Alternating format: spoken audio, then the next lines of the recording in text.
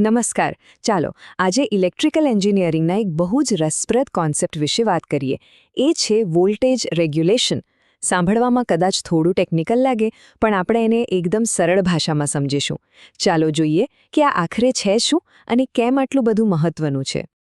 તો ચાલો એકદમ મૂળભૂત સવાલથી શરૂઆત કરીએ. વિચારો કે એક જનરેટર ચાલી રહ્યું છે અને એના પર લોડ નાખવામાં આવે છે. તો એ જે વોલ્ટેજ આપે છે એનું શું થાય? શું એ એટલું જ રહે કે પછી ઘટી જાય કે પછી કંઈક બીજું જ થાય છે? બસ આ સવાલનો જવાબ જ આપણને વોલ્ટેજ રેગ્યુલેશન તરફ દોરી જશે. તો આપણે જે સવાલ પૂછ્યો ને એનો જવાબ છુપાયેલો છે વોલ્ટેજ રેગ્યુલેશન નામના એક કોન્સેપ્ટમાં. આ જે વસ્તુ છે જે આપણને બરાબર સમજાવે છે કે લોડ આવે ત્યારે કોઈપણ જનરેટર કેવી રીતે વર્તે છે. તો ચાલો આ રહસ્યને જરા ઊંડાણપૂર્વક સમજીએ. ઓકે, તો હવે સ્ક્રીન પર જે છે એ એની શાબ્દિક વ્યાખ્યા છે, જે સીધી આપણા સોર્સ મટીરિયલમાંથી લેવામાં આવી છે. મને ખબર છે, આ વાંચીને એવું લાગશે કે આ તો બહુ જ જટિલ અને ટેકનિકલ છે, પણ જરાય ચિંતા કરવાની જરૂર નથી. આપણે આને એકદમ સાદા શબ્દોમાં ટુકડે ટુકડે સમજી લઈશું. આને સમજવા માટે ચાલો એક બહુ જ સરળ ઉદાહરણ લઈએ. આપણા ઘરમાં જે પાણીનો પંપ હોય છે એના વિશે વિચારો. હવે જ્યારે કોઈ પણ નળ ચાલુ નથી ત્યારે પાઇપની અંદર પાણીનું દબાણ સૌથી વધુ હોય છે, બરાબર ને? આને આપણે કહી શકીએ નો લોડ વોલ્ટેજ. પણ જેવો આપણે નળ ખોલીએ છીએ એટલે કે સિસ્ટમ પર લોડ આપીએ છીએ તરત જ એ દબાણ થોડુંક ઓછું થઈ જાય છે. બસ વોલ્ટેજમાં થતો આ ઘટાડો જ કંઈક અંશે વોલ્ટેજ રેગ્યુલેશન જેવું છે. સરસ, તો હવે આપણને એનો મૂળભૂત ખ્યાલ તો આવી ગયો. હવે ચાલો જોઈએ કે આ જ વાતને ગણિતની ભાષામાં કઈ રીતે લખવામાં આવે છે. એટલે કે ચાલો એના ફોર્મ્યુલા પર એક નજર કરીએ. આ રહ્યું એનું મુખ્ય સૂત્ર. આ પણ સીધું આપણા સોર્સમાંથી જ છે. હવે આ ગણિત જોઈને કોઈએ ગભરાવાની બિલકુલ જરૂર નથી. આપણે આમાં જે પણ સંકેતો છે એ દરેકનો મતલબ શું થાય છે એ બહુ જ આરામથી અને સરળતાથી સમજી લઈશું. તો જુઓ, આ ફોર્મ્યુલામાં જે EPH છે એ છે નો લોડ વોલ્ટેજ, મતલબ કે જ્યારે જનરેટર પર કોઈ જ લોડ નથી ત્યારનું વોલ્ટેજ.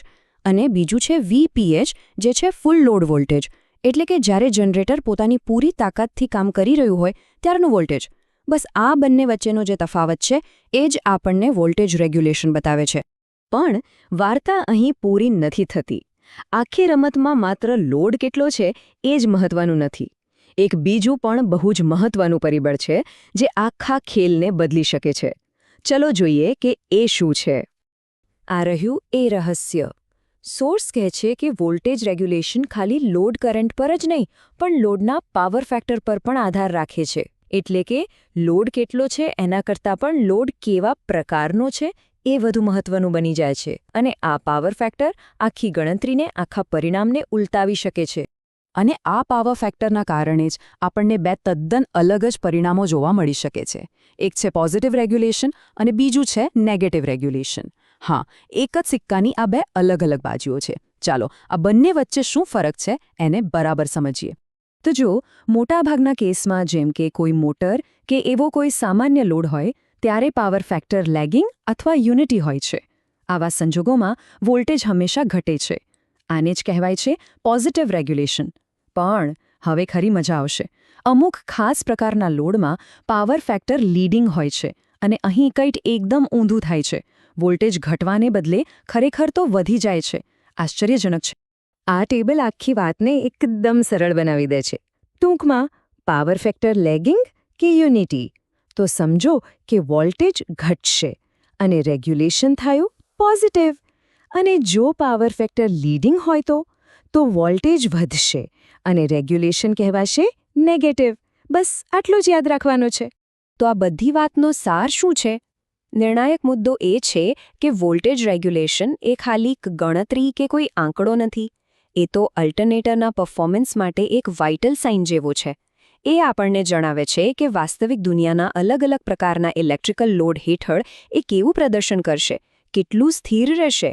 અને હવે અંતમાં એક સવાલ જે વિચારવા પર મજબૂર કરી દે. જો કોઈ સિસ્ટમમાં નેગેટિવ વોલ્ટેજ રેગ્યુલેશન જોવા મળે, જ્યાં વોલ્ટેજ ઘટવાની જગ્યાએ વધી રહ્યું હોય, તો એના વ્યવહારિક પરિણામો કેવા હોઈ શકે છે? એનાથી શું ફાયદો થઈ શકે કે પછી નુકસાન?